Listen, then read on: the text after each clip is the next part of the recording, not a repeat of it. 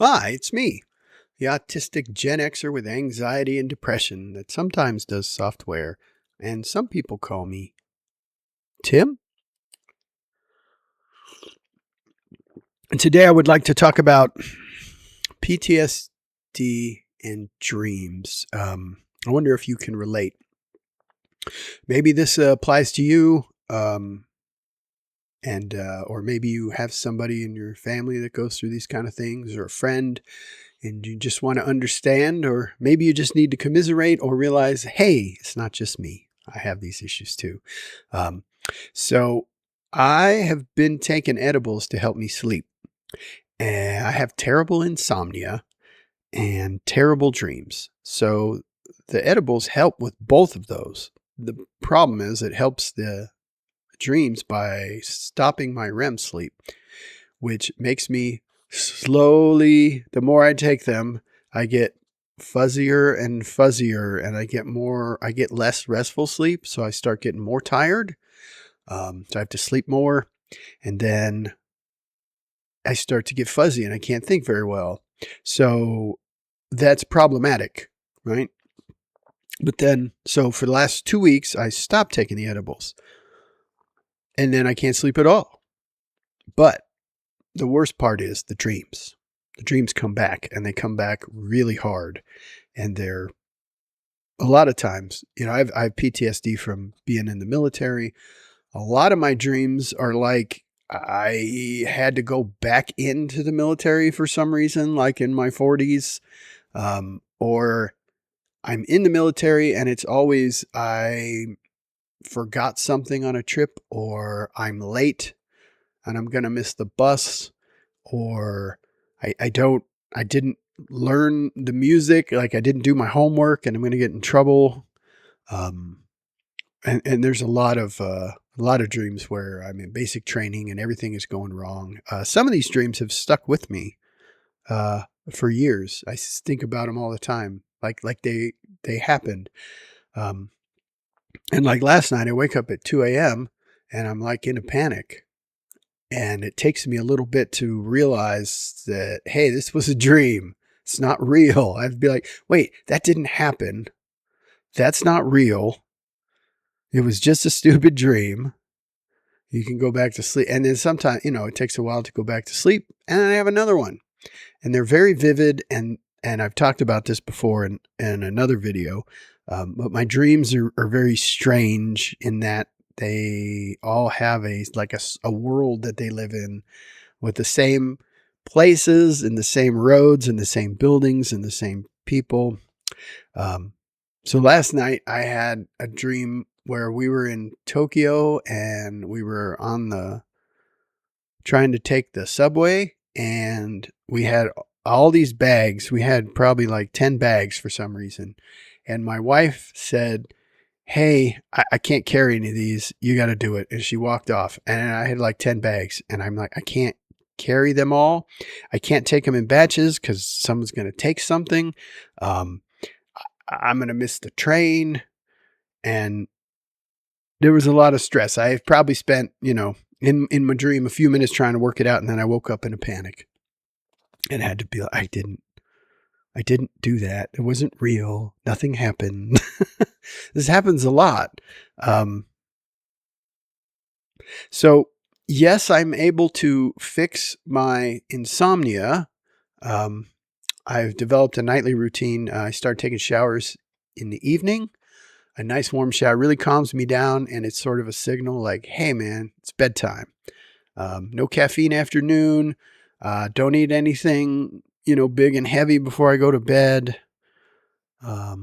I will lay there for a while and just try and calm my mind down. I can watch a movie or something on my iPad, or look at my phone, or read.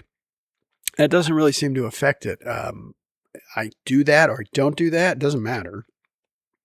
I'm going to fall asleep or not fall asleep. It doesn't seem to be dependent on screen time whatsoever. It is dependent on my brain going a million miles an hour. And yes, so then to solve that, I self-medicate, because that's what somebody with depression and PTSD and autism seems to do. At least that's what I do. Before I knew I had these issues, I smoked and I drank all the time. When I was sad, I would drink like a fish in the evening and black out sometimes and wake up at 5 a.m. Just like, ugh. And of course, I felt like crap. So I don't drink anymore, really. And I started taking the edibles because they're legal now. I'm too much of a baby to do illegal drugs. But now that they're legal, I have a medical, license, prescription, whatever. I have a med card and I can get the strong shit. And so, yeah, now it's just a balance, right? Do I take the meds? Do I not take the meds? Do I self-medicate or not?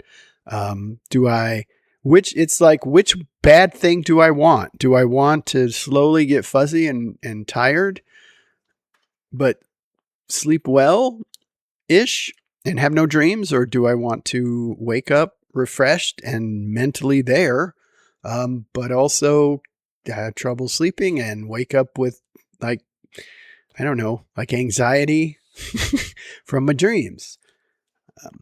So yeah, I don't know if any of this makes sense to you. Listen, if you are autistic, PTSD, anxiety, insomnia, trouble sleeping, any of this stuff, share this with somebody. Hype the video up, get it out there. It's not like I got a lot of people. I decided I wasn't going to talk about me in any of these videos. It was more going to be, hey, like not me, but I'm talking about the topic and then I get off topic. And a lot of times I get off topic at the beginning of the video. So I figure if you made it this far, you're fine with listening to me. But at the beginning of the video, I've noticed people like after 2 minutes, they stop watching and I go back and watch that video and it's like, well, yeah, because the video was about my paper route and I spent a few minutes before the video talking about my routine and how I decided to do things. And this has nothing to do with the paper route. People click off. I get it. So I'm going to try doing better to just start and do the topic of the video. And then if you're in this far, hey, you must enjoy just listening to me ramble, or you're my wife who wants to watch the entire video and support me because she's such a sweetheart. So I talked to whatever the pill doctor is, and it was like, yeah, I'm having these issues with the dreams and the PTSD and all that. And of course, her response is, well, we can give you more drugs. I feel like the pill doctor is fucking useless. Like they just want to drug me up. They don't know how to do stuff with therapy. So I guess now that we're talking about it, I'll talk to my actual therapist about this and see what she says. But yeah, don't have an answer. Just want to tell you that you're not the only one. If you have this issue, and it's kind of nice just to talk about it and get it out there.